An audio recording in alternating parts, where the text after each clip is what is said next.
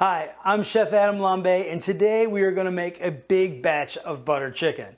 The first thing I did was marinate this chicken last night in a little bit of ginger garlic root puree, tandoori spices, and chicken thighs. Now, I'm sure that you're familiar with Garam Masala, which is a spice blend, but the tandoori masala is a different spice blend that is reserved really for roasting meats in a tandoor oven.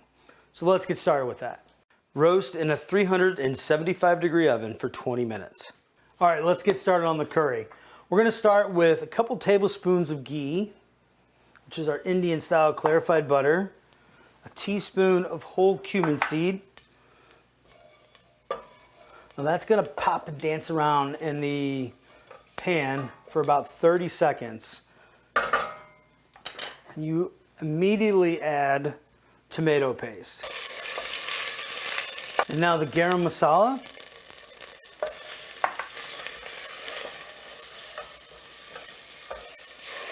Cream. That was 1 cup. 2 cups of chicken stock.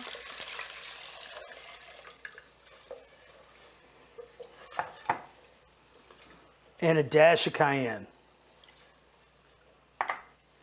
Bring to a boil, then reduce to a simmer.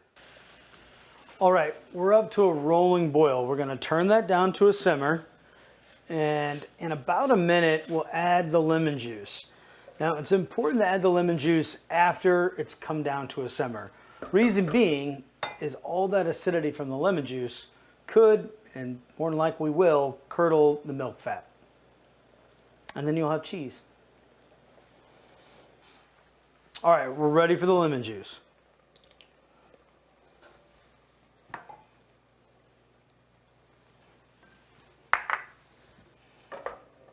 The chicken is ready. I'm gonna add it to the curry.